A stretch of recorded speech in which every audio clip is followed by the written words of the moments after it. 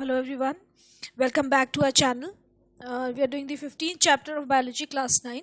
Today is the second lecture of that particular chapter. We had talked about hygiene and hygiene types of hygiene, that is personal hygiene and social hygiene last time. Now we are talking about the vectors. Vector क्या थे मैंने आपको बताया था last time कि जो भी organism disease को कैरी करता है, डिजीज को एक जगह से दूसरी जगह पे पहुंचाता है, that is known as a vector. It might be anything. जो सबसे कॉमन वेक्टर्स हैं वो है आपके house flies, mosquitoes and cockroaches. ये बहुत कॉमन वेक्टर्स हैं और सबसे ज़्यादा डिजीजेस इन्हीं के थ्रू स्प्रेड होती हैं. Now, okay, let us start one by one. Now, first is economic importance of housefly. जो नॉर्मल आपके घर में जो मक्खियाँ होती हैं, जो बाहर आपने housefly देखी उसकी हम बात करें, it is a really very huge source of spreading diseases. बहुत एक major vector है ये. इसके कुछ फ़ायदे भी हैं कि it is a natural scavenger. मतलब जो नेचुरली हमारी सराउंडिंग्स को थोड़ा सा क्लीन करती है, क्योंकि जो फूड के लेफ्ट ओवर पार्टिकल्स हैं या कोई भी ऐसी चीज़ है उसको ये कंज्यूम कर लेते हैं, तो they help in cleaning our surroundings to some extent. लेकिन अब फ़ायदे तो हैं, थोड़े बहुत फ़ायदे हैं, लेकिन नुकसान इतने ज़्यादा हैं कि हम उस फ़ायदे को इग्नोर कर सकते हैं. It is often designated as public enemy number 1, क्योंकि बहुत सारी डिजीज़ हाउसफ्लाई के थ्रू स्प्रेड होती हैं, including dysentery, cholera, typhoid etcetera. तो अब किस तरीके से हाउसफ्लाई इन डिजीज़ को ट्रांसमिट करती है वो हम देख रहे हैं. सबसे पहला जो मैनर है, hairy body and legs pickup filth. जो हाउसफ्लाई की बॉडी है उसमें छोटे छोटे हेयर लाइक स्ट्रक्चर्स होते हैं, बहुत माइन्यूट, और वो क्या करते हैं, जैसे आप एक स्मूथ सरफेस है उसको किसी चीज़ पे रब करोगे तो वो चीज़ें पिक नहीं करेगा, लेकिन अगर उसमें हेयरी सरफेस होगा या कोई ऐसी चीज़ होगी तो उसको हम किसी सरफेस पे लेके जाएंगे तो बहुत सारी चीज़ें वहाँ से पिक कर लेता है. तो क्या होता है कि एक जगह बैठी वहाँ से उसने कुछ मटेरियल पिक किया, दूसरी जगह जाके आपने हाउस फ्लाई को कभी ऑब्जर्व किया होगा, आप देखना कभी भी ध्यान से, कहीं पे बैठी हो हाउस फ्लाई तो उसको ऑब्जर्व करना, वो अपने हमेशा लेग्स को ऐसे ऐसे रब करती रहती है. नोटिस करना, आप कभी भी कहीं पे बैठी हो हाउस फ्लाई तो अपने लेग्स को ऐसे ऐसे रब करती है. तो इसका मतलब क्या हुआ, कहीं से वो फिल्थ उठा के लाई वहाँ पे डाल दिया, उसने रब किया तो इट विल ड्रॉप ऑफ. जो भी वहाँ का इन्फेक्शन था वो यहाँ पे आ गया, यहाँ का इन्फेक्शन कहीं और जाएगा. तो दैट वे बहुत easily it picks up germs and filth from one place and carries and transmits it to the other place. तो legs और hair, legs जो होते हैं hairy और spiny होते हैं, filth containing germs pick कर लेती है. तो such a fly contaminates a food by sitting on it, just by sitting on it, क्योंकि उसके बॉडी में और legs के अंदर वो चिपक जाता है, तो जैसे ही वो कहीं जाके बैठती है वहाँ पे वो कंटेमिनेशन कॉज करती है. और रेस्टिंग हाउस फ्लाई, हाँ यही मैं कह रही थी ना, always keeps on rubbing it's legs against themselves and over the body, दस ड्रॉपिंग पार्टिकल्स ऑफ फिल्थ. रब करने की आदत आप आसानी से ऑब्जर्व कर सकते हो, कभी भी किसी हाउस फ्लाई को देखना, it will keep rubbing it's legs, ऐसे ऐसे ऐसे प्रॉपरली रब करती रहती है. तो उससे फिल्थ जो है स्प्रेड होती है, इन्फेक्शन स्प्रेड होता है, कंटामिनेशन स्प्रेड होता है. Then next is pouring out saliva. अब होता क्या है कि जब हाउसफ्लाई कोई चीज़ खाती है तो उस पर वो ना सलाइवा अपना पोर कर देती है, तो उससे क्या होगा कि अगेन कंटामिनेशन हो जाता है. और फिर उसने खाया एंड कई बार वो उसको वापस से निकाल देती है, जिसको कहते हैं रिगर्गिटेशन या वोमिटिंग, हम नॉर्मल लैंग्वेज में बोलते हैं. तो ऑब्वियसली जहाँ से कहीं से गंदगी से वो सारा सामान जो अपना खाकर आई है उसको आके उसने, अब सोचो कहीं पे आके आप, हम ह्यूमन बींग्स हैं, हम सोचेंगे कहीं पे आके कोई वॉमिटिंग कर देगा तो हम उस चीज़ को खा थोड़ी लेंगे. लेकिन मक्खी जहाँ पे बैठती है, सब लोग ऐसा नहीं करते, लेकिन फिर भी हमारी इंडियन पॉपुलेशन में बहुत बड़ी परसेंटेज है जो ओपन फूड स्टॉल से फूड कंज्यूम करती है. तो आप देखो वहाँ पर मक्खियाँ आके बैठ रही हैं, हाउस फ्लाइज इतनी ज़्यादा प्रेवलेंट होती हैं ऐसे एरियाज़ में, और उसी फूड को हम कंज्यूम करते हैं. तो ये बहुत ध्यान रखने वाली बातें हैं हाइजीन की.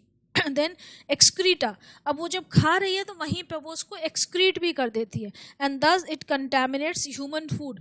आपने देखा होगा जैसे हम मिरर ग्लास होता है ना, मिरर, हम लुकिंग ग्लास की बात कर रही हूँ मैं, आपके घर में लुकिंग ग्लास है, आप देखना अगर हम उसको बहुत दिनों तक क्लीन ना करें तो उस पर आपको छोटे छोटे ब्लैक डॉट्स नज़र आएंगे.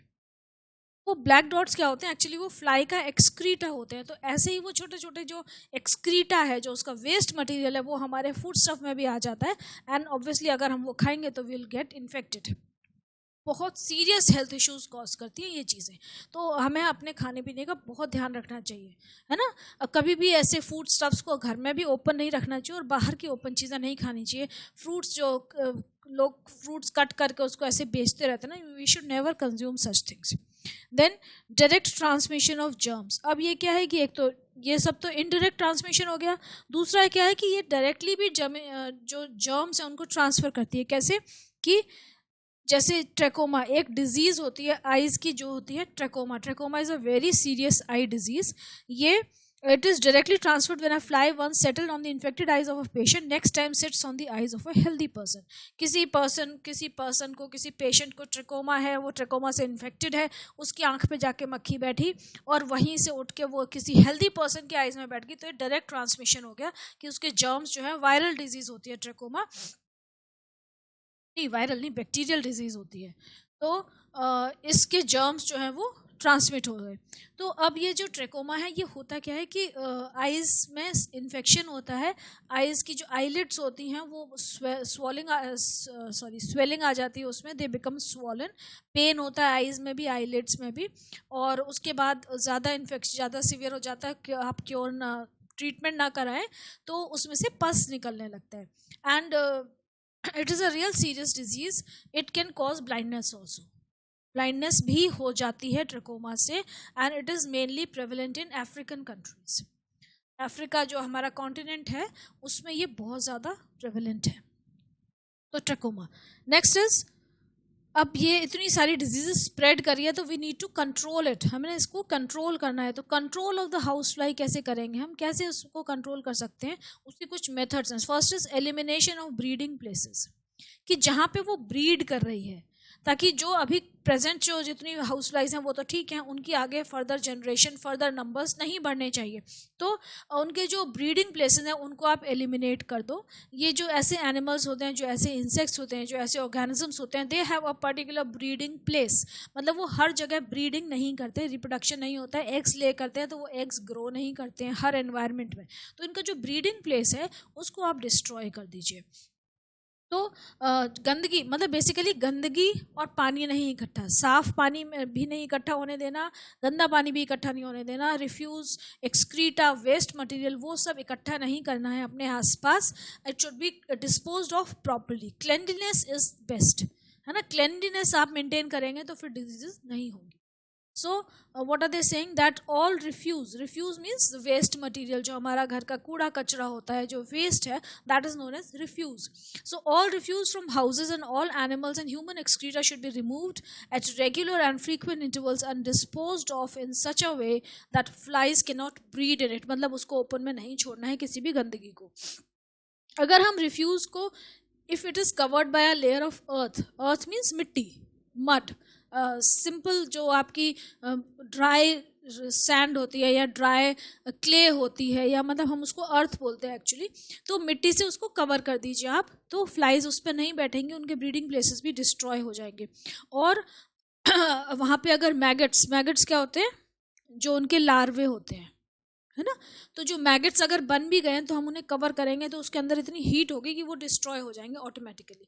तो हमें, मतलब बेसिकली आपको कोई भी चीज़, गंदी चीज़ खुले में नहीं छोड़नी है, उसको कवर करना है। स्प्रेइंग, फिर हमारे जो घर हैं, घरों के आसपास, घरों के अंदर नहीं, घरों के आसपास और जो ब्रीडिंग प्लेसेस होते हैं जहाँ पे कि वाटर इकट्ठा हो रहा है या ऐसी कोई जगह है, तो वहाँ पे डीडीटी या और इंसेक्टिसाइड्स को स्प्रे करना चाहिए, so that their larvae and the adults दोनों ही किल हो जाए, both should be killed. Avoidance, अब ये तो हम कह रहे हैं कि हम डायरेक्ट, अभी हमने फर्स्ट टू जो बात है कि हमने डायरेक्ट उस एनिमी को किल कर दिया, ठीक है, वेक्टर को ही किल कर रहे हैं हम, लेकिन एक और चीज़ है कि हम अवॉइड भी करें, हम अपने आप को भी प्रोटेक्ट करें, अपने फूड को कवर करके रखें, अपने आप को कवर करके रखें। Flies should not be allowed to sit on the body as well as on the food, अपने ऊपर भी मत बैठने दो मक्खी को, आप नहाओ धो, साफ सुथरे रहो, तो आपके ऊपर गंदगी नहीं होगी, तो मक्खियाँ नहीं आएंगी आपके ऊपर। Okay, so you should keep yourself clean and food should be covered.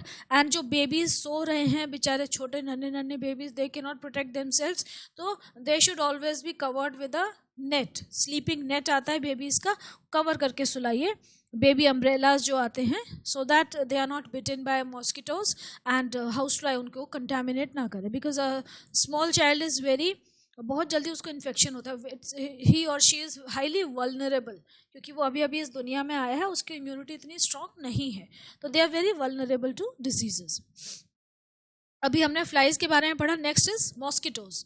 Mosquitoes number 2 enemy हमारे. नंबर 1 हाउस फ्लाई हो गई, नंबर 2 मॉस्किटोज.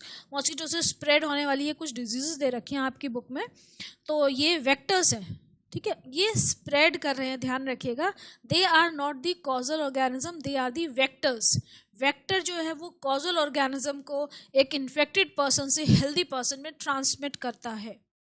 वेक्टर सिर्फ ट्रांसमिशन का काम कर रहा है, वेक्टर खुद डिजीज कॉज नहीं करता है.